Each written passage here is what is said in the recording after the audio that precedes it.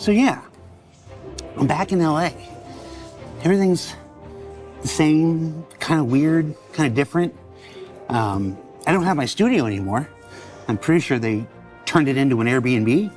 There was a family of 4 in there when I looked. But yeah, ISC. Normally, we'd be on hiatus right now. It's October.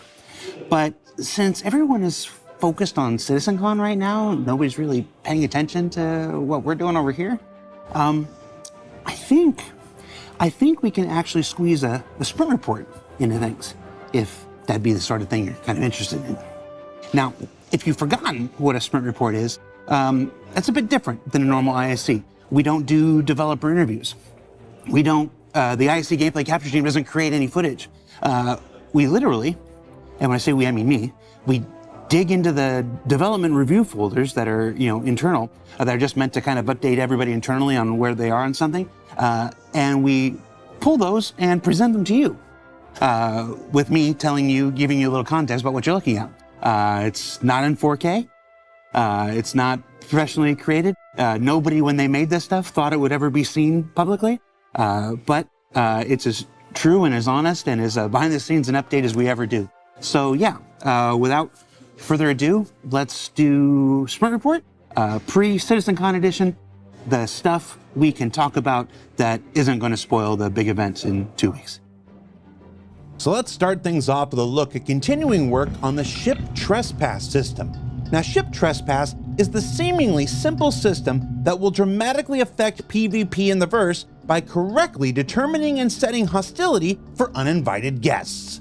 What you're seeing here is one player boarding a ship that is not their own, and of course receiving a warning indicating they're unlawfully entering the ship. This makes them hostile, as well as fair game for anyone else on board to attack without gaining a crime stat of their own, while the intruder will become big crime statted the very moment hostilities break out. Go where you're not supposed to be and risk the consequences. And yes, this also accounts for you as the ship owner following the intruder back to their ship, where you'll be able to hunt them without fear of getting a crime stat yourself. And you also may notice that the ship owner gets no notification at all. For intruders, your presence is no longer spoiled by automatically joining a comms channel. If the owner of this test doesn't see you, they won't have any indication you're there, at least until scanners and some such come into play later down the line. And as you can see, Ship Trespass also extends to vehicles and ships as well. So don't go docking somewhere without asking for permission first. Meanwhile, the EU Landing Zone 2 team is continuing their work on extending the new player experience to New Babbage with some new navigational signage you can see here. A lot of news there. As well as adding a few new shops along the critical path to facilitate a better first experience for players, like this Kelto you can see here.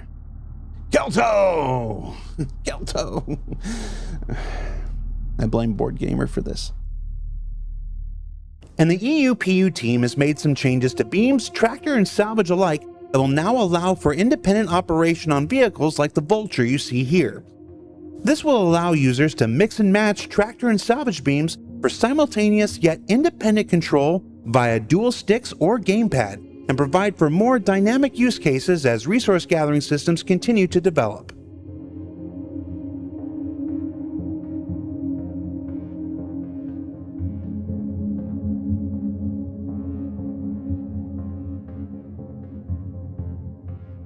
Not you too, Dev. Hey, Jerry, can you make a quick espresso? Yeah. Hi.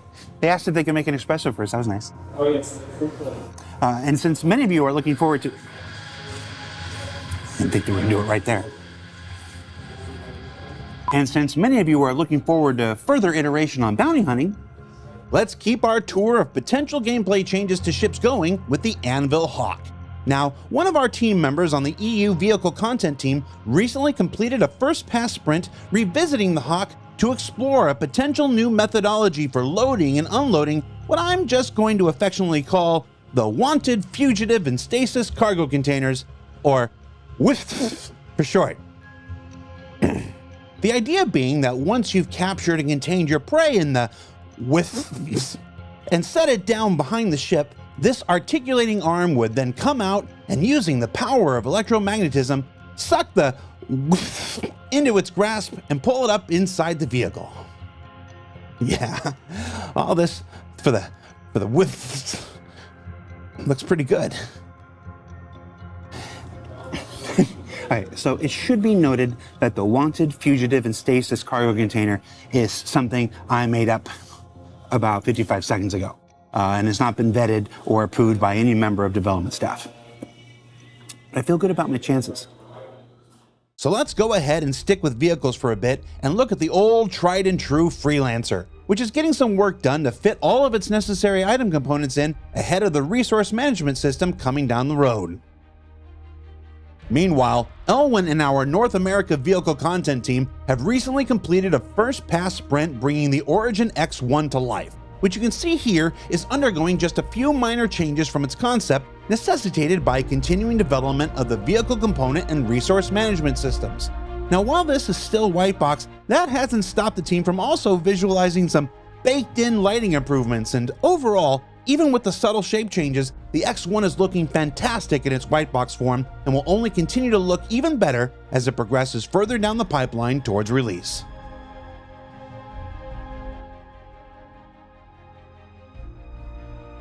We've also got a brief look inside the white box progress of the RSI Apollo Medevac, which is currently in production.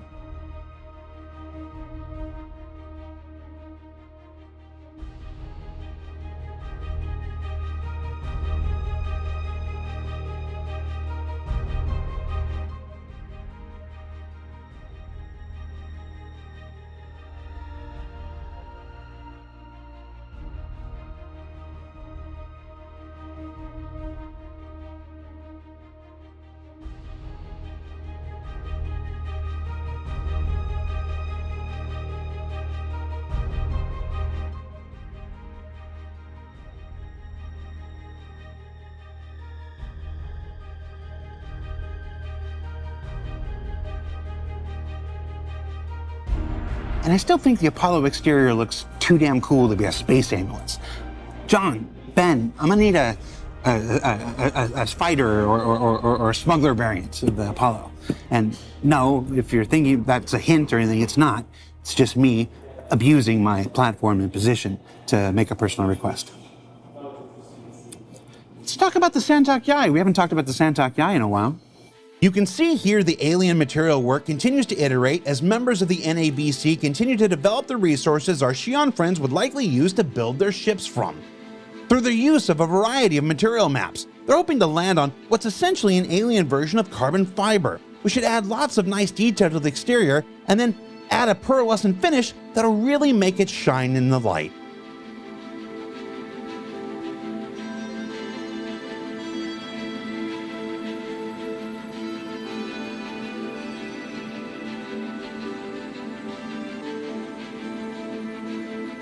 We've also got a quick look at the back of the wings.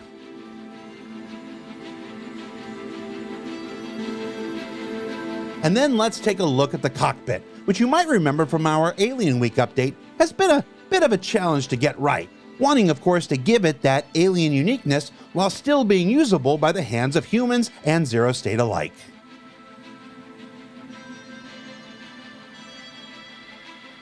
And while we're talking about the SAN'TALK.YALL, did you know that we have an entire team dedicated to branding over in the Montreal studio?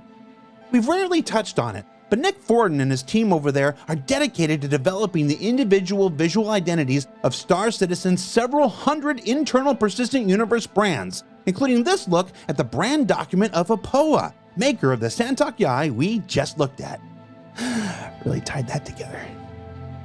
Now, some folks might write branding off as simply marketing, but the work of this team has been essential to recent improvements to Hurston and Area 18 and New Babbage you just saw, allowing artists and designers alike to create consistent and immersive identities for each location. And as this work extends to nearly every aspect of the verse, it'll continue to help define and refine all visual elements you'll encounter as citizens making your way through Stanton, Pyro, and beyond.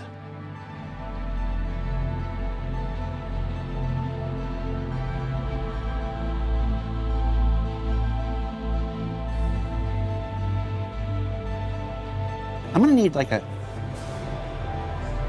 yeah? Yeah? Right now? All right, I'll be there in 5 minutes.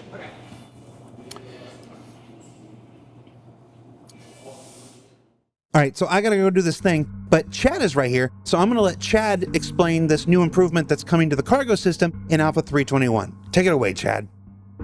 Yeah, so I was doing some work for the tractor beam attachment with new larger boxes in the game. They are often these longer on one sized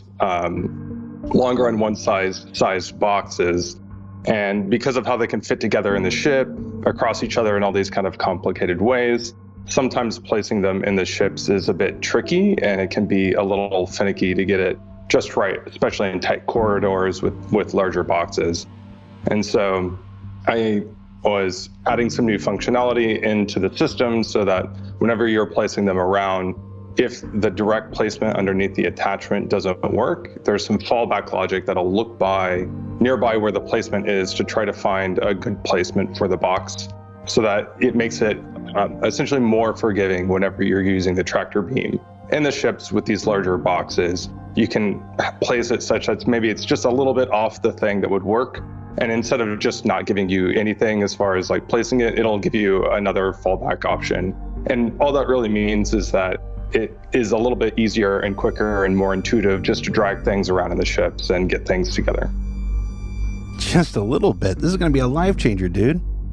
Yeah, this is what killed me on, just this whole packing system and this tractor beam stuff. This is like, I nearly died on the whole sea getting it in, because it is incredibly sophisticated code for this stuff. It's like, I literally read a PhD thesis on packing algorithms implemented, which is really fun. It's just the time scale that suddenly I had to operate under because of circumstances out of my control. Made it very intense, but it is very cool, like the stuff that I was doing it. So I'm excited about it. And we're hopeful this goes into 3.21. This functionality, yeah. So yeah, that's a sprint report. Hope you liked it. I'm going to disappear now. We'll be back in about 2 weeks for CitizenCon, then a 2-day event on October 21st and 22nd, emanating from the Los Angeles Convention Center. Until then, be sure you check out Alpha 3.21, which is currently on the PTU, available for testing. I haven't seen a whole lot of it because I've been traveling, but there are a lot of people really jumping at the chance to point out some new things that weren't in the patch notes. For Inside Star Citizen, I'm Jared Huckabee. Thanks for letting us share the process of game development with you, and we'll see you in about 2 weeks in CitizenCon.